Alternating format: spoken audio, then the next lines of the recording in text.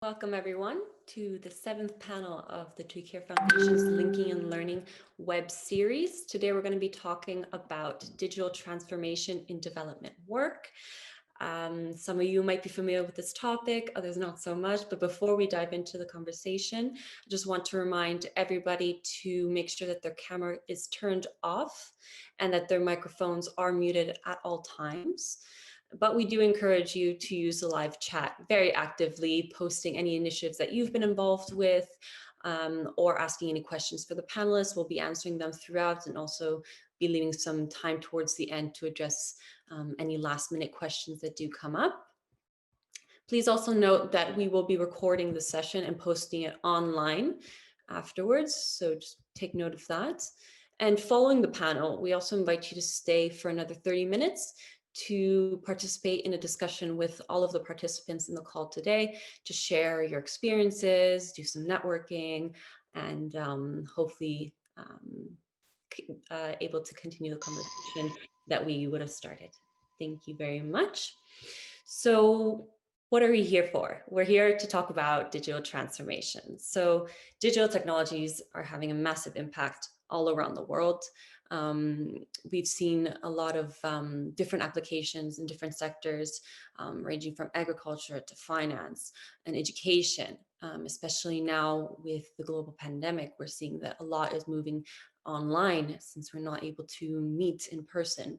And these are the conversations and these are the applications that we want to be discussing today.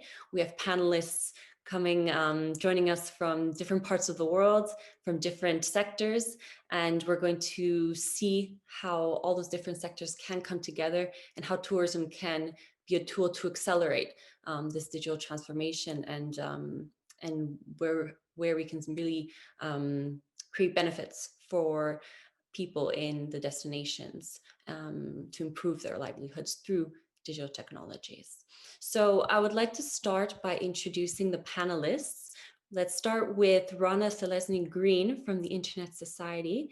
Can you please introduce yourself and say what digital transformation means to you and your work, please? Sure. Thank you so much, Veronica. As Veronica mentioned, I'm Dr. Rhonda Jalesny Green of the Internet Society. I serve as the global head for training and e-learning. So the Internet Society was established in 1992 before the Internet became open and available to the public, and was co-founded by some of the people who helped first develop first Internet protocols. So our mission is to work to ensure that the Internet of Opportunity can benefit everyone. And we do that by helping to connect the unconnected, champion protocols that keep the Internet secure, host educational and networking opportunities, which is, of course, my forte, and then also to help build and promote and defend the network of networks. So, in doing that, our work focuses on the internet, and that contributes in its own way to digital transformation because to have digital, you have to have connectivity. And so we work kind of at the very base of the pyramid, if you will, in terms of developing infrastructure that helps to get people online. And then once they're online, helping to keep them secure, helping to keep the internet open. And that's our primary contribution in that space. Great, thank you. You mentioned something very important to digital transformation, which is digital structures and infrastructures. So that's something that we're going to touch upon later on in the conversation. But now I'd like to move on to David and hear a bit more about what you're doing at BFA Global and how fintech is relevant to the conversation of today.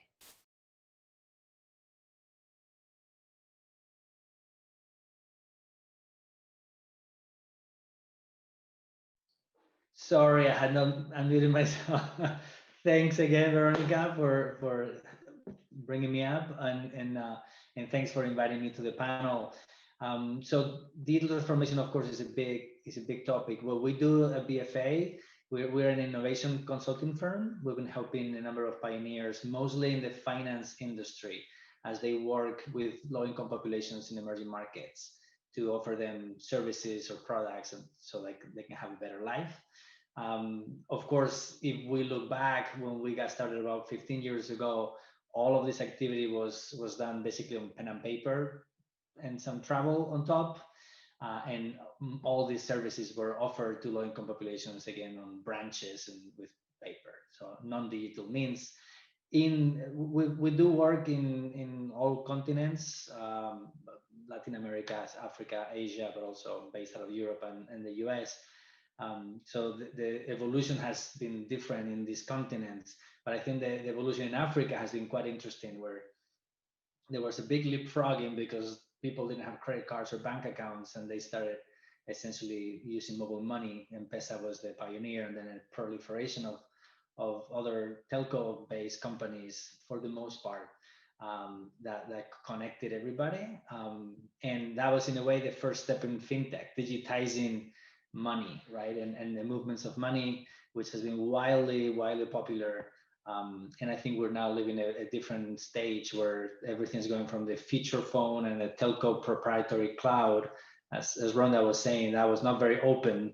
We're now going into a smartphone fully open, or not fully, but quite open architecture, where digital transformation is a precondition to really get into that.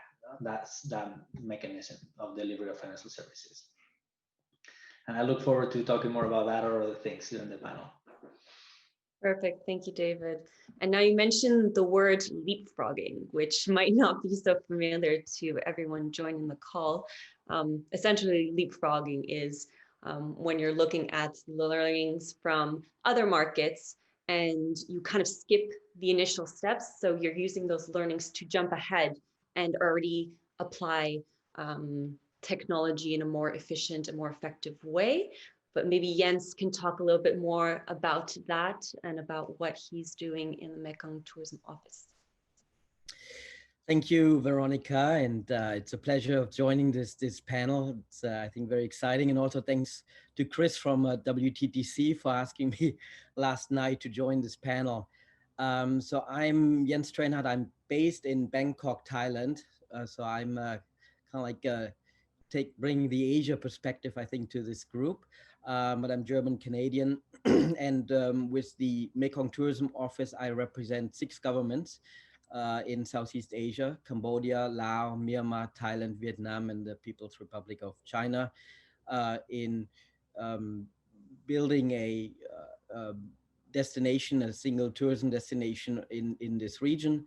It's an initiative that was first started in 1992 by the Asian Development Bank, and with various sectors from agriculture to energy to tourism, and there are a few other sectors as well. So with that, we're solely funded now by the tourism ministries, owned by the tourism ministries, but work with the public and the private sector on one hand to promote the region, on the other hand to build capacity. And as such, we are leveraging digital technologies just to drive scale. So for us, technology is really an enabler. And the word leapfrogging is very interesting because obviously in this region, a few years ago, if you travel to Myanmar, you wouldn't really have any internet or the very slow internet access. But nowadays you can buy or get a SIM card for virtually nothing, which is faster than internet than in some European countries. So in that sense, we're experimenting, or we're experiencing a leapfrogging in this part of the world every day. I also wear a couple other hats. I'm CEO of Chameleon Strategies, which is a strategy think tank focused on the tourism industry, and we invest in social commerce technologies, and this is one that we have been looking at in really developing tourism at scale in this region, but also having worked with other countries like Mongolia and some countries in Northeast Asia as well. And with that, Chameleon Strategies is a member of the UNWTO affiliate members, where we're also now on the board, and I'm acting as vice chair of the board as well. Thank you very much, Jens, for that introduction. And now moving on to Asma. She's an entrepreneur whose business is operating in Senegal. So I'd like to hear from you what you're doing and what does digital transformation look like in Senegal? Okay, thank you, Veronica. Thanks for the invitation. I'm Esme Kherati. I'm the co-founder of Enjoy Agriculture, that is a Senegalese social startup that's aiming to promote agritourism in Africa, but connecting travelers with local communities through a unique experience that give visibility and value to the traditional work that women and agri-food producers do in the country, and we collaborate with them to earn more larger revenue to empower their production. So we are three women, essentially. We united by the willing of supporting women farmers and rural players to value traditional agricultural and gastronomy activities. So this project started in Senegal because there was really a need for the travelers that needed to new experiences that were related more to a sustainable tourism. And the other side, we were working from years with the local agricultural players, so they had lack of visibility in the country. So we started this project, and we think that we are doing really strong digital transformation also with our partners, because not only we use a online platform where we connect those travelers with our partners, and our partners has an area which they use to get connected to our travelers. So they are really the player of the project. But also we use a lot of digital tools. Actually, we communicate together using social networks. We connected using WhatsApp especially. But we are also doing a huge collaboration on a national plan with the government, trying to get more into digital transformation, creating new experiences and new jobs that are related to permaculture, so the climate change, but also a new tourism that is related to sustainable viewpoint of view. Perfect. Thank you so much, Asma, for that explanation.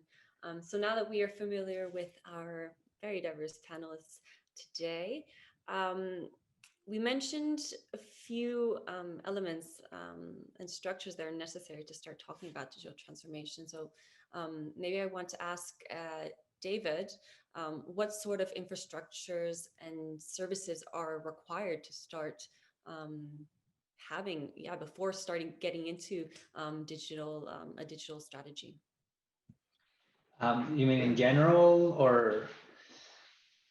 Yeah, so I mean, our experience mostly comes from the fintech revolution, which in a way is the digital transformation of the finance industry, right? And I think to Jen's point before, you absolutely need good connectivity and I guess to Rhonda's point as well as smartphones. Typically, you can do a lot without the smartphones, but as Isma was saying, with WhatsApp, new possibilities open up, right? And WhatsApp being one example. There's many other apps. So I think in terms of infrastructure, you need to have both the access to the internet and the device that you use to access the internet. And those two things are very easy to assume for some of us who live in big cities in the rich world. There's like, oh, how could you not have that? But that's still not the case everywhere, right? Although I think that is changing very quickly, has been changing very quickly for the last few years, and more you find smartphones everywhere. So I think that is one requirement, that you can access the internet properly. The other, and that's more hardware, software, telecom, if you wish. I think the other big component in our work is not just about the tech, it's also about the mindset, the training, the skills, the management. You need the individuals who want to transform themselves into a digital set of products, processes, or environments, they need to want to do it. They need to have full buy-in, because it's not, you cannot really do it halfway in. It's not very obvious, and it is a transformation. It's not just, oh, I'm going to do the same thing in a different way. No, you transform yourself, and it's, you can do it well or you can do it poorly.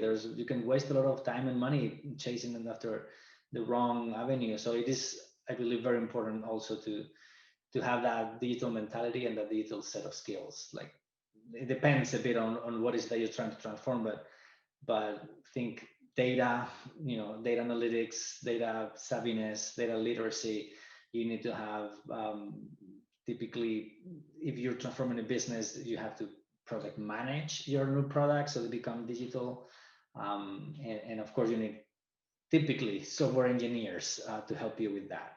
I think technology is also making great progress in actually not requiring you to have software engineers for a lot of things. For some others, yes, you will always need them, but technology in a way is this skill in itself, which is quite an interesting development.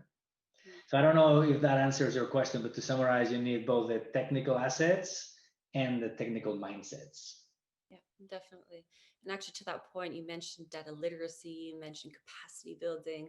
I know that Rhonda does quite a bit of work with her partners to build that up. Maybe Rhonda, you could give us an example of how you approach that. Sure. So I actually joined the Internet Society in January of 2020. And so as I've been getting deeper into the types of capacity building that we do externally, one of the projects that I just started working on earlier in this quarter is around tourism, or is related to tourism. So a lot of what we do in terms of our infrastructure related capacity building is giving people the skills to develop networks in their communities, to deploy them, and then ultimately be able to manage these networks. So in this case, I received a great story from one of my colleagues who is Kenyan, and he went to conduct a workshop in Addis Ababa in Ethiopia, and he stayed at a hotel there. And although the hotel had advertised that yes, they have, internet connectivity, when he went to his room, he realized that there was no internet connectivity. Well, being the network engineer that he is, he went and inquired with the hotel reception to ask, like, oh, well, what's going on? You said you have internet, but I don't have it in my room. And so what came to happen was that even though the main reception had the Wi-Fi connectivity, the network within the hotel was not actually set up so that anyone connecting to that network could also get Wi-Fi connectivity. So what he had to do was to set up a local access network, or LAN, as the acronym is called.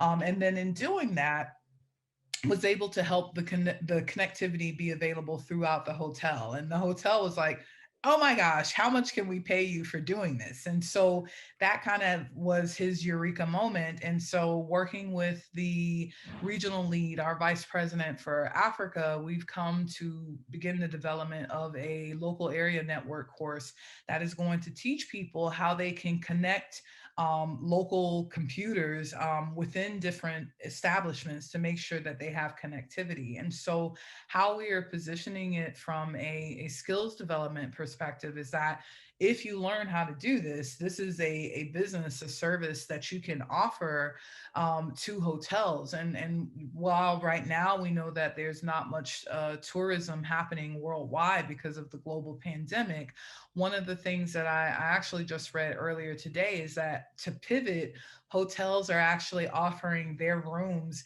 as offices. So this is happening in sub-Saharan Africa, and also happening in the United States where I'm from.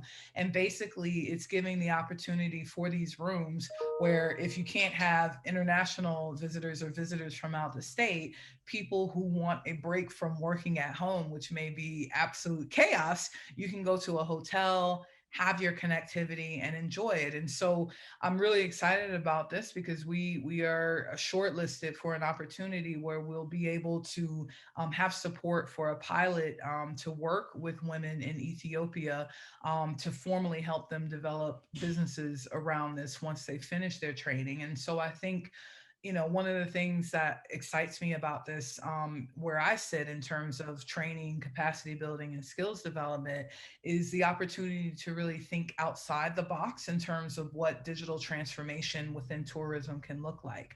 I think for far too long, people have treated being connected as a nice to have, or, you know, even positioned travel as something where you just want to get away from it all. But sometimes people, especially people who are younger like me, you want to send your Instagram photos, you want to send emails, you want to keep people updated on what's happening when you're out enjoying a tourist experience. And so having that connectivity in some places is not always a given. And so we're kind of seeing this as a huge opportunity to help the tourism industry in sub-Saharan Africa, and also our other regions that we work in. So Latin America, also Asia, also within the United States with underserved populations such as our Native Americans. So we're doing a lot in this area to kind of meld those two fields that people don't think necessarily connect to each other.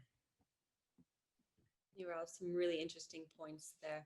And I really liked the example that you brought about tourism, where now you have to kind of rethink the current structures that you have and see how you can still use them and make use of them, and still create a business or keep a business going during these difficult times. So I really like this out of the box thinking that you mentioned.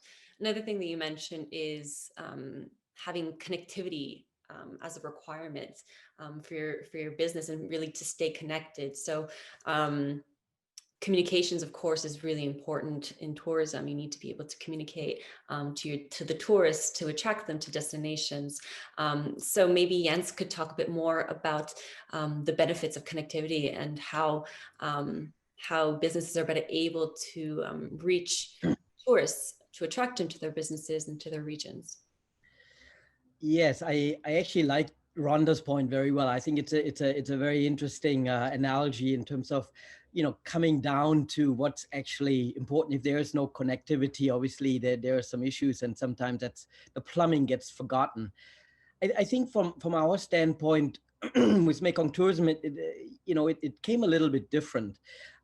We actually, for the most part, we do have connectivity now in the region. You know, so I mean, we talked about the leapfrogging that now, you know, people get through SIM cards, can get on social media via cell phones, basically anywhere in the region. And this wasn't always the case, but I mean now, you know, anywhere in our, you know, countries you can do that, and SIM cards are basically pretty easily accessible. Our issue was mainly in terms of resources. When we looked at our office, we said, well, you know, we don't really have a lot of resources. We don't have the big marketing budgets than the big tourism boards have. But then we said, well, but there are a lot of resources hidden, you know, with a lot of these businesses, you know, millions of businesses that are in the region, in these 6 countries. The question is, how can we unleash that potential? And on the other hand, because that connectivity, people are sharing their experiences, you know, via social media. You know, I think we all do it. We go to a hotel, we go to a restaurant, we take a photo, we put it on there, on our Instagram, Pinterest, WeChat, you know, Facebook, whatever we're using. So we said, okay, if we can combine that, I think it could be very powerful. So back in 2017, we launched a campaign called Mekong Moments. It was a very small campaign at that point, and all we did is we said, okay, if businesses go out there and ask their guests when they stay to share their picture, share their experience, take a photo, put it on their own social media, tag it with hashtag Mekong Moments and the business, and then they give out prizes. You know, so I mean, if I eat at a restaurant and then I get the best picture of the day, maybe I can win a dinner or a drink or a bottle of wine, whatever it might be. So I mean, now if you multiply that, you know, so suddenly, you know, you get a lot of people sharing their experiences. That creates a content cloud that's out there. So it's not even just like a photo contest. We still see people doing photo contests where they upload photos or send it in via email, and then it's stuck somewhere. No, in this case, actually, it's going into the cloud. So now suddenly people are sharing these experiences. They're having real experiences in the Mekong region, and that inspires other people. Now we said, okay, that's great. But now how can we actually inspire and motivate these businesses to do these contests? Because, I can go out there and say, hey, you know what, business or restaurant A, do a contest and so on. And they're like, well, why should we do it? So we actually developed the technology further, and we said, well, if now we can connect the photo or that visual content piece with the website of that business, suddenly the more content that's being shared from that business, the more exposure that business gets and the more click through it gets. Right? It's very simple, right? So in that, suddenly all these various small businesses and going down the long tail suddenly had an incentive to be very active in running these social media contests. And it had nothing to do really with technology. It's just basically saying, okay, here's a contest, you share it on social media, you tag it, and we'll give out a prize, you know. So this became actually very successful. We did another campaign, then we developed the technology further and further, and then we created a contest called Mekong Minis, the Mekong Mini Movie Festival, won quite a few awards globally, and that was around video. Same thing, people shared a 60-second video or less, and then we brought in sponsors. We actually worked with WWF. The mascot of the whole campaign was the Mekong dolphin. So it was all about also creating awareness of conservation, wildlife, and so on, sustainability. But then also we had other partners in it from hotel companies, tour operators, and so on, and they kind of took hashtags. So for example, Rosewood Hotels and Resorts, they took their hashtag luxury, and then they gave a prize out for the best luxury video, you know. So long story short, so we got millions of views of these videos, and they're still out there because they're out there in the cloud. And then again, not only were we able to promote the region, but we're also promoting these businesses because when the consumers add the hashtag, then it links directly to their website. So now we've developed the website, the technology even further, and invested in it, and it's called Invoke. But now we have a whole marketing automation solution underneath. It's almost under the hood. So if a business signs up, they can build their website, they can run their campaigns, they're getting data, so it really builds capacity as well. And so from our standpoint, as I said at the beginning, it became really an enabler. So it wasn't about the technology, but the technology enabled these small businesses, anyone, even a walking tour, a tuk-tuk driver can run their own campaign, can register in the technology. And then we start to build various portals. So one thing is we created this Experience Mekong collection with 350 small responsible travel businesses and social enterprises. So we're working on a separate website just for these small businesses, but powered by the same technology, by the same principle. And now all these small businesses are on the platform, and then get syndicated into that portal, but also, let's say, are part of the various Mekong campaigns as well. Thank you so much, Jens, for highlighting how technology could be a tool for destination management. Essentially, that's what you've been mentioning with your examples, and how it's a tool for communications. And it's an opportunity for even the smallest businesses to reach tourists and to reach potential clients. So I want to turn to Asma because I know that she also is leveraging technology in a similar way. So by creating a platform to connect not only businesses with tourists, but businesses with each other. So she really connects the whole tourism supply chain. She's not just connecting farmers, but she's also connecting different players on a local level, which directly contributes to the livelihoods of these communities, and it has a transformational impact, of course. So Asma, maybe you can talk about how you leverage this platform and what sort of partners you work with. Thank you. Yeah, in effect, as I told before, we use especially the web platform that we created, but at the same time, the tool that is really useful in Senegal actually is the telephone. So we use a lot the social network, the WhatsApp, and things like that. But the main thing you was talking about is that we not just give the opportunity to our partner to have more revenues through a sustainable tourism. But we collaborate with a lot of local realities. One example can be the government.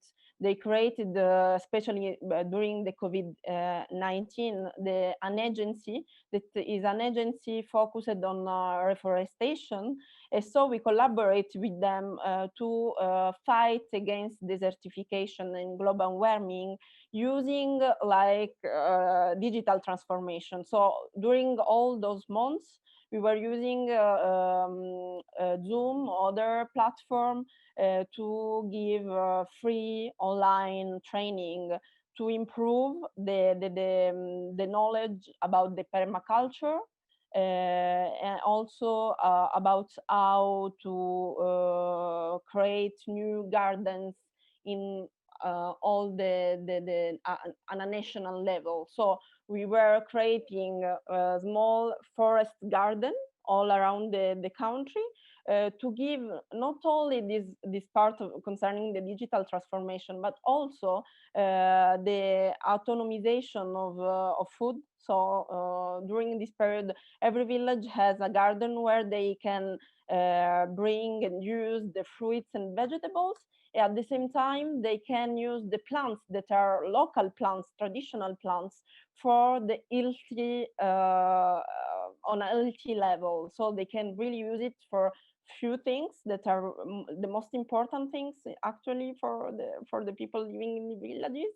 And at the same time, this collaboration make a connection, a link with the tourism part, because almost those partners that are related also to the agency are collaborating with us. So I think that the amazing thing is that we can really link agricultural sector with the tourism part, but on a national level and on a local level with all players that are working like organization, startup, farms, and our partners are almost women that are working on farmers, also ecologists that are really give more importance to the respect of the environment, and restaurants that not only they give local food cooked in a traditional way, but they also give a strong social impact, giving trainings to young people in the region. So it's really putting all those stuff together, and we think as Enjoy Agriculture that can really work on a national level, and we believe that is something that can scale up also in other countries. Thank you. Asma, you mentioned community engagement, and you mentioned how the different parts of the community can be involved as a result of these digital initiatives, which I think is quite great. And that kind of speaks to one of these questions that came up in the chat already, which is asking about how digital transformation would impact social life and the relationships between people. And that's a really great question. So maybe I can ask Rhonda about how you've seen that technology has had an impact on local communities in the work that you've done. Sure. So, I mean, I think with my experiences at the Internet Society, if we focus on those, the impact that I've seen, particularly with our work around community networks and the development of internet exchange points, has been significant.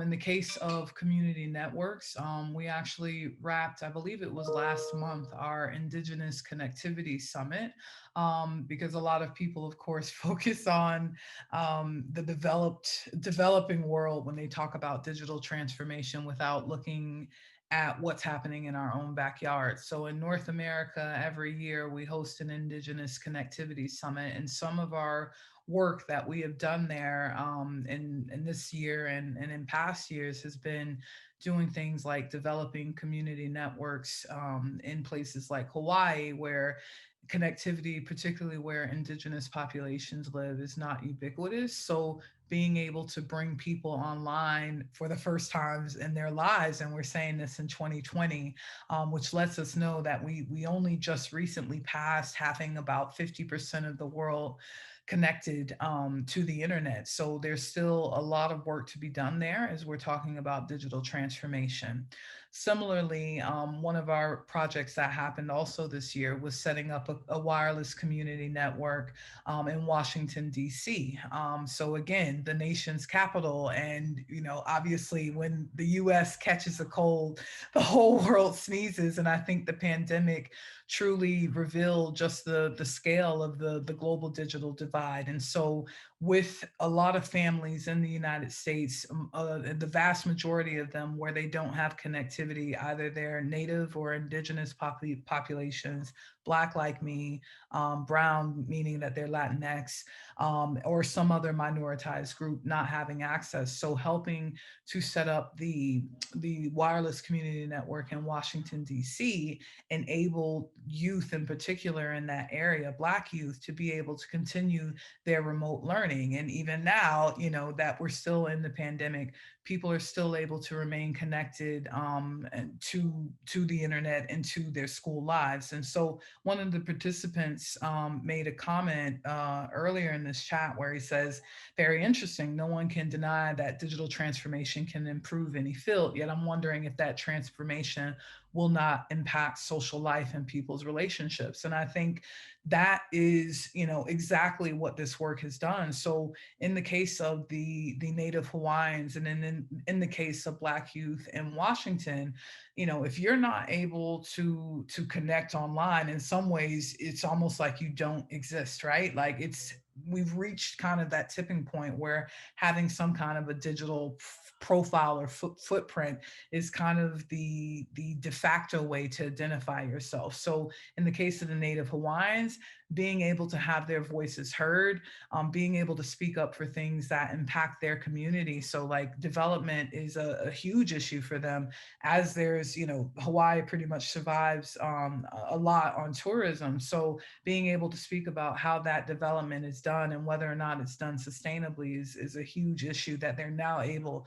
to broadcast a bit more widely. In the case of the wireless community network that was set up in Washington, D.C., being able to stay connected with their school peers and being able to continue learning during this very difficult time has obviously had a huge impact on people's social relationships and being able to stay connected. So in that respect, the work that our wireless community networks team has done has been very much life enhancing, in the sense that, of course, it doesn't, mean that life is completely better, but it does make a difference in ways where people feel more empowered by being connected.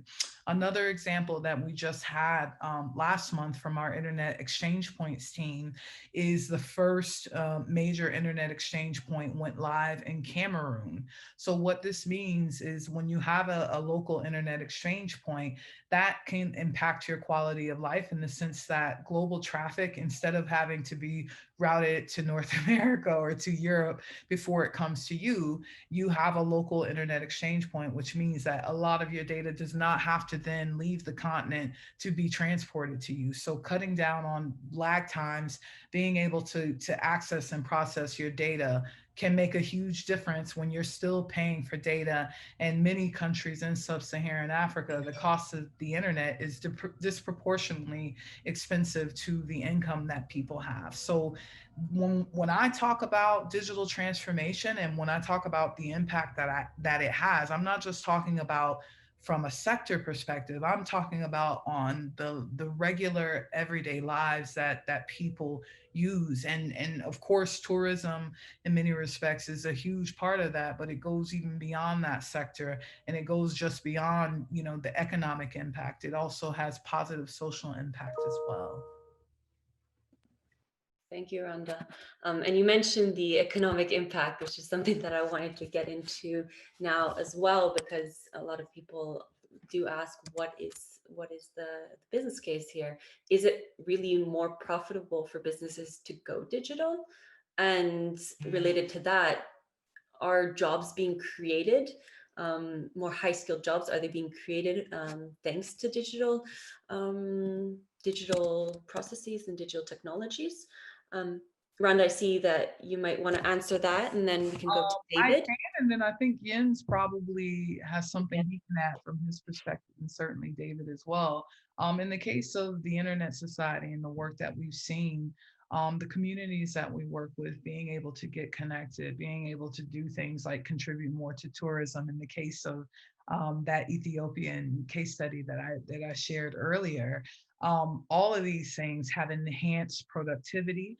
Being able to connect and process data faster obviously enables you to work at a faster pace, and in some cases to spend less time on the internet because you're able to do things more quickly, as in the case of the Cameroonian case study. So for me, I think, in many ways, digital connectivity is helping the people and the communities that we serve help their money go further than it could before. And being, as David mentioned earlier, like being, more integrated into the global economy, there are clear minuses to that, but also a lot of pluses. And so one of the case studies that I read about, that's not from the Internet Society, but that is from Brazil, showed how during this pandemic, there's something like, I think, at least 6 million people who are now kind of plugged into the digital financial system there, because the government was making their monthly pandemic payouts only through a digital financial service. And so when you have things like that, and you see people being able to thrive more and to be more involved in the global economy, it's quite obvious that this is relevant. But I'll let my colleagues add further to that. David, you're on mute again. Sorry, I'm not used obviously to muting. So I would totally second that. It's actually refreshing that we haven't yet talked about COVID. It's good that we're starting to not always start with it. But what's also very clear in the research we've done in China, in a number of Mexico, Colombia, and African countries, is very clear that this crisis has shown who was ready and who wasn't. And the more digital businesses were, small businesses, micro businesses even, the better they fared and they coped with COVID, and the faster the rebounding afterwards. So I think that's a very clear case, a very clear example of how being digital helps. As Rhonda, you were saying, yes, once you're digital, you're less opaque, you're less invisible, even. And that from a funding perspective means, banks or others are more willing to give you the benefit of the doubt and give you credit because they can see something about what you do, as opposed to I cannot see anything. So I think that's one clear aspect why digitization matters. But I think what you also were alluding to, creation of jobs, what we're seeing also with COVID is that there's a surprising bout or round of business creation. And we've seen this in the US, we've seen this in Kenya. So there are more people now creating businesses. Why? Because there's so many new opportunities. As the world has shifted so radically in these many months, we still need to land that plane. We're still figuring out what it is, how does it work? And there are a lot of people who are jumping in and offering new value propositions, which almost always are more digital than in the past, because we've seen how powerful this rush to digitization has been. That's one of the reasons we at BFA, we've been running now for 5 years an accelerator of startups that were initially fintech startups. But we see that this acceleration, this is, by the way, in Kenya, Mexico, South Africa, India, and Nigeria. So in emerging markets. And we see that the rationale for supporting more entrepreneurship is even bigger now, because there's all these new opportunities. It's going to take us years to filter out the good from the bad. And local entrepreneurs typically need some help to get going. So we believe in that sense, it's fantastic to help help the movement so that they create jobs. And yes, I think there will be more digital jobs, not always, but typically they will be more digital than they were in the past. And we'd love to actually apply this approach to, as Veronica, you and I have been talking about, to climate change adaptation. Because if we do have COVID as a major shock today, that's going to be probably pale in comparison with climate change in 5-10 years, right? So we better get ready for that as well. Thank you, David. I think you clearly showed how digital technology can really build resilience, and can withstand crises and can help businesses make it through a crisis. So actually speaking with Aspa before I move on to Jens, she is essentially, before COVID, before anything had happened, she's been building up this really strong network of partners on the ground. And by building this really strong network that's connected digitally, she was able to keep these people activated. So the network didn't completely fall through the second that tourism fell through. This network was even reactivated, because they were thinking of different ways and how they can use their skills to support people that are most affected by the pandemic and to keep supporting local businesses. So maybe, Asma, you could talk about how you've reacted to the pandemic through Enjoy Agriculture and the network. Yeah, I'm starting saying that our first target was the international tourist. So when pandemic came, we say, oh, we have to stop everything. What we can do now? So we just say, okay, the first thing we had on mind is we will get in touch with all our partners around Senegal and say, okay, what do you see? Which opportunity we can work on together? So because most of our partners are farmers and women working on processing food and farms, we say, okay, maybe we can, and they work almost on permaculture. So it's an organic agriculture that, of course, has a big market in Senegal. So this pandemic gave us an opportunity to start a new initiative in the business. We created an eco market of local food, focused on selling organic products of rural areas of our partner or around the country, coming from different regions and delivered directly to the customers to Dakar in the same day. So we did a partnership with another startup that is working almost on transportation and delivery. And even if we didn't have the possibility to move from a region to another, they had it. So we found a solution to a big problem in those days. The agricultural players, the farmers, didn't have the opportunity to sell their products from the region to the big cities. So that was the first thing we did. And of course, we are working also on a digital point of view, and we are creating together a digital platform that will aim people to buy directly also through the platform those organic products. So we saw immediately in the first 2 months that the customers became bigger and bigger.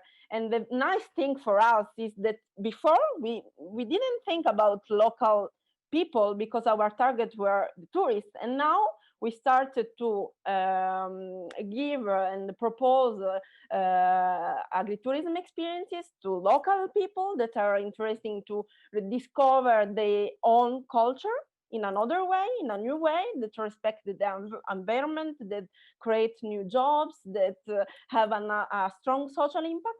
At the same time, we're able to really sell the products that are of lack of visibility in all those time. So we are working on it, and we think that is an amazing thing that we are able to switch from one target to another and to create new jobs for not only for us but for our partners too. this is an example of what we did during the pandemic. Thanks. Thank you, Asma. That's really inspirational. Congratulations for being able to make that shift and to mobilize this network. Maybe Veronica, sorry, I forgot one thing that I think it's a really important one. With our partner that is working on delivery stuff, we create a bot that enable us to communicate easily with our partners, but at the same time, they give immediate information to the customers. So this is another digital transformation that is being more stronger and stronger in Senegal, not just using the telephone, but using also bots, chat bots that easily can improve our jobs. Thanks. That's a great example. And now I'd like to move on to Jens. Yeah, what would you say is the business case for digital technologies, and how are you seeing businesses adapt or pivot during this difficult time? Thank you. Well, I think before I give my answer, I wanted to quickly mention I completely agree with David as it relates to climate change, because I think that is one of the issues that will be existential. And then I think how we cope with COVID-19 will be a test on how we're going to deal with climate change. We actually, with Mekong Tourism, partnered with an organization called SunX, which is promoting climate-friendly travel. I think it's a totally different discussion here. You can do another webinar on that. But I think I just wanted to kind of point out, David, I think it is very important. I think as it relates to the shift in terms of digitization, I think what we've seen with COVID-19 and the pandemic is something that I think many of us, being involved in digital marketing, digital transformation, always have hoped for, that, but it has taken a long time that especially small businesses adopt and embrace digital technologies. I mean, you go to smaller hotels or restaurants or any other business, and doing a web chat is something that would never happen. Now everyone is using Zoom. So I think, obviously, I mean, what's happening with COVID-19 is horrible, and a lot of businesses are losing their existence. But on the other hand, on a positive side, I think we've seen this acceleration where now businesses and individuals got moved into this digital era and just had to deal with it. And so I think that also makes it possible now to use technology a lot more efficient and effective. So, I mean, I mentioned kind of what we've been doing a little bit with Mekong Tourism. And when I give interviews to the media, many times I get this one question. I said, like, well, what's your number one issue? And it's always the same. It's engagement, right? I mean, getting these businesses to engage with us, but maybe a couple of years ago, they didn't have to use digital technologies because the businesses were doing fine. But now they got kind of, moved into this. So I believe now what we're seeing is that these businesses will be able to adopt these technologies a lot easier. And as such, they get a lot better results. They're going to be a lot more efficient and effective in terms of how they operate. So I think this is the shift that we're seeing. And in normal times, if there wasn't a pandemic, this would have taken at least another 2, 3, 4, 5, maybe 10 years to get to the stage that only took less than a year. So I think that's what we've seen. The second point I quickly make is, especially in the tourism industry and hotel industry, I think there are a lot of new jobs created just because of low touch, no touch, social distancing, and so on. So especially when it comes to university education, hotel schools, and so on, I think these schools these programs need to think now, how do we teach our students to adapt to these new technologies, to be ready? And normally this change, would not be that drastic, and curriculum development takes a long time. But I think now these universities, these programs need to really rethink the way to get these students ready for the new reality. Thank you, Jens. Thank you for that very informative answer. We've touched on so many things during this panel, and I think it's really clear what the link is between digitalization, between tourism, and and and and I think that all of these points put together really show why we need to be thinking a bit more about digital strategies and really rethinking, which is kind of the theme of this pandemic, how we're doing things and rethinking processes, which is essentially the definition of innovation, right? Rethinking processes. When we're talking about innovation, we're not just talking about the highest technologies that might be fairly inaccessible nowadays, but we're really talking about changing and rethinking processes and how to integrate even the most basic technologies, like even cellular phones, even WhatsApp, thinking how to create a digital strategy and really starting with the basics. So thank you all for all those wonderful responses and this discussion today. I see that there is one question by Eunice. So the question is, how can the tourism sector get benefits from efficient technology? And we have seen some closed countries and tourists are afraid to travel right now. So how might technology, I understand the question is, how might technology help us get through this this moment? Does anyone want to address that question on the panel?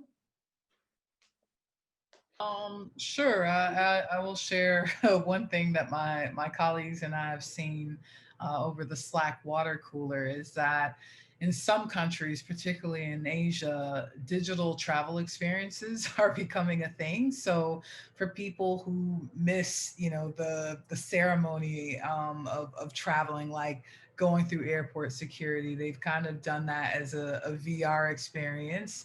And I think that there is some scope to consider the ways that travel can come to other people. So one of the things that I've seen museums do, which of course part of the tourism sector in some respects, and how they have pivoted. And in the case of the British Museum in the UK, I was one of the early testers for a digital tour experience where they would help you put together a digital walkthrough of the museum and then would kind of help you go through those different rooms to see the objects that you wanted, all from the comfort of your computer screen. So no one loves that we have to be in lockdown. No one loves that countries are closed. And I think it's probably one of the first times ever the United States and our citizens have been refused from going to many countries. So I think this opportunity is there for taking, as Jens talked about the need for the higher education sector. But I would say not just the higher education sector, I would say also the technical and vocational sector, to kind of prepare people for what, the possibilities are for digital tourism. So a lot of people think of VR, but maybe it's as simple as setting up Skype viewings of different settings. Like I'd love to see a sunset in Hawaii myself, right? Like being able to bring those experiences to people, knowing that, for now, this is the best and only option we have, but also thinking about it from another way, because we're thinking about the tourists that normally come, but what about disabled people? They've actually loved this because everything has been forced to go online. So for the first time in their lives,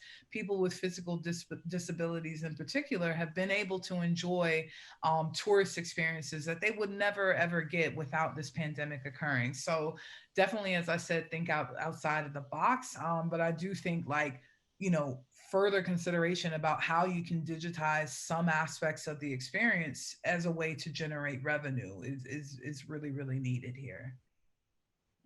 Yeah, you mentioned preparation. I think that also this has kind of improved the dreaming process for tourists, right? So I think we're all patiently waiting when we can finally embark on our dream tourism experiences. And I like the idea also that we need to really plan this a bit better. And my hope is also from a sustainability perspective that these trips are much more meaningful.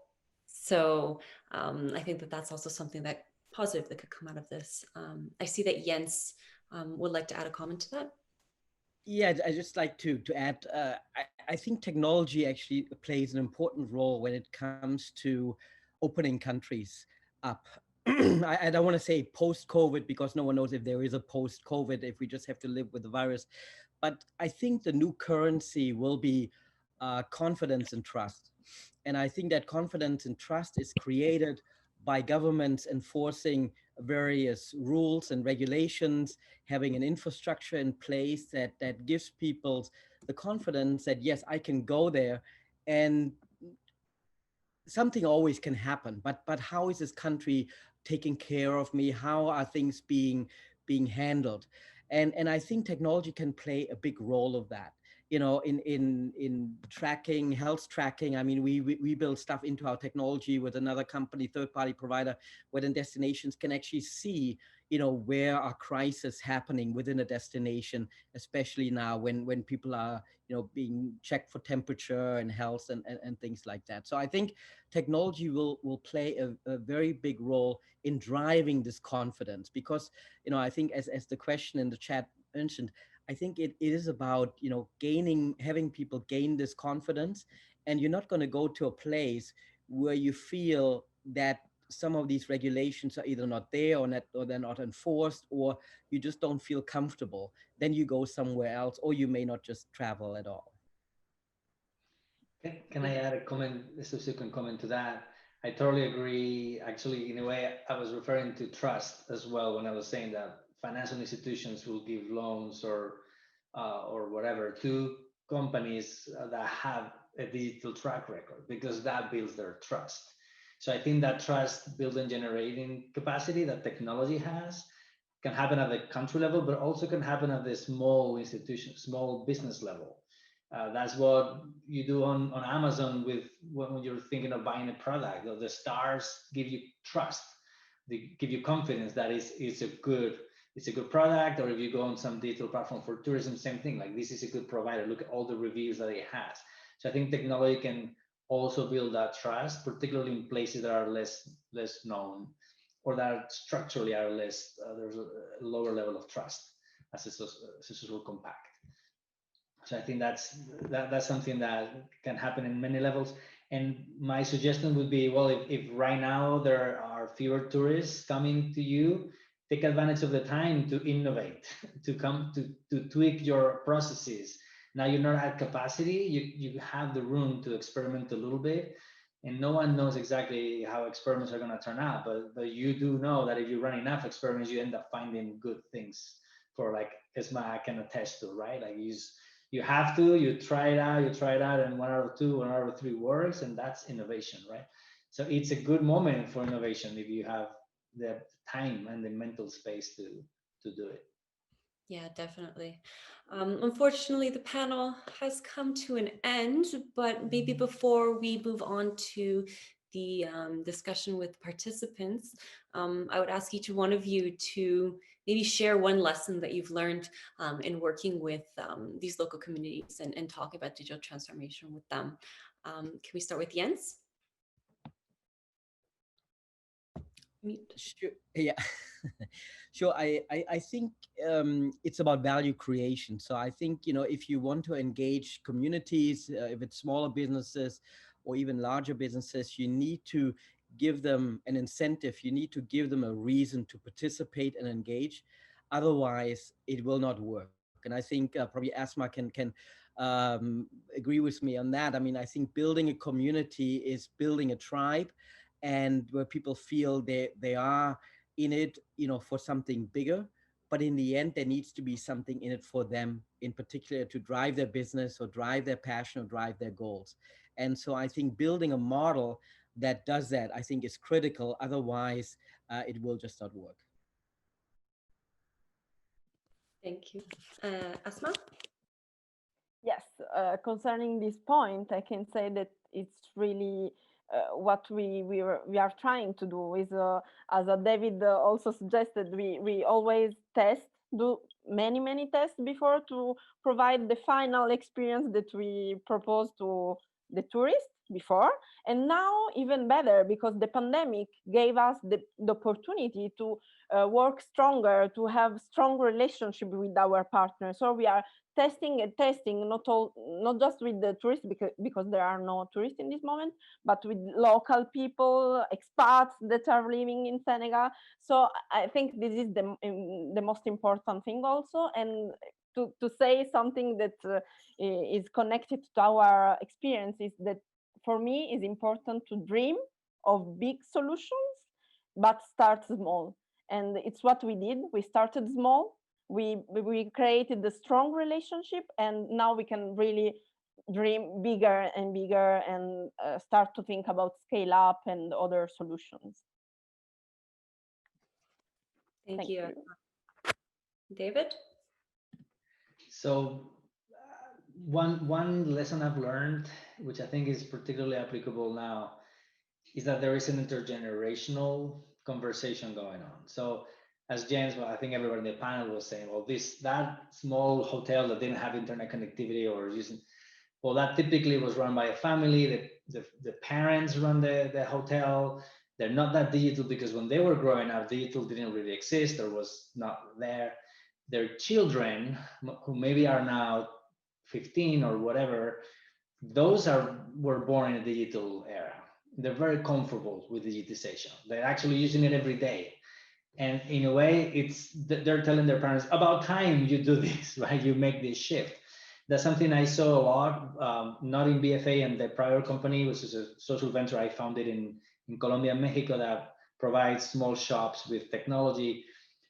These are shops that were not digital at all, and they wanted to adapt, but they weren't so sure. And their children loved it. They loved the software that we brought to them because they could teach their parents how to use it. They could show that their skills are also worth a lot. And I think, to Jen's point before about climate change, we need to shift more power to the youth who's going to be dealing with climate change for longer, who did not cause it because they were not around, and who are going to have to cope with it. So I think digital transformation is in a way a rebalancing of that equity between different generations, and that we want to involve the younger cohorts in this transformation, because guess what? They're already experts at it. That mindset that we were discussing at the beginning, they already have it. They already have it, and they're in a good position to pass it on to their elders who maybe don't have it. Although COVID definitely has shaken that quite a bit. But that's what I would say, involve the younger generations. Thank you, David. Brandon? Yeah, I mean, I think, David, you actually said it so perfectly. And I think, Eunice asked that question about, the reliance on going abroad to travel. And I think what we will see is kind of a rebalance, whether that's because people want to be greener or because, they're in a high risk category as it relates to COVID. And I think, Finola, you asked about how can we, help with people who aren't complying, at least from the United States, and also in the UK and Spain, which is where I live between. I've seen definitely that peer pressure also works very well.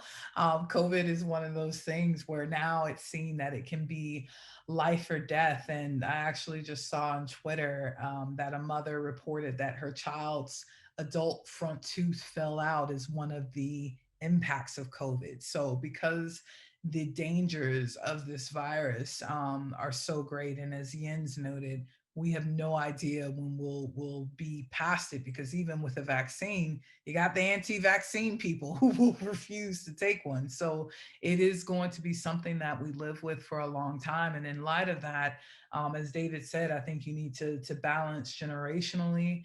I think we need to maybe rebrand this digital transformation within tourism as a green tourism, a way to do it a bit more greener, which is something that, you can offset carbon credits when you purchase flights, but why not go all together? Like, why not, try a digital experience in place of that, and be able to proudly show a badge or something like that. Maybe gamify gamify this form of tourism. And I think that, we have seen a few industries make that pivot quickly, but not all of them. So I really do hope that more of the innovation will be seen. And as everyone knows, necessity is the mother of all invention. So I'm sure we'll see more in the months to come. Thank you very much. It's a very nice way of wrapping up this panel. So thank you so much to our lovely panelists. Thank you so much for being here. Thank you for everyone who's been participating in the live chat. Thank you for joining, listening.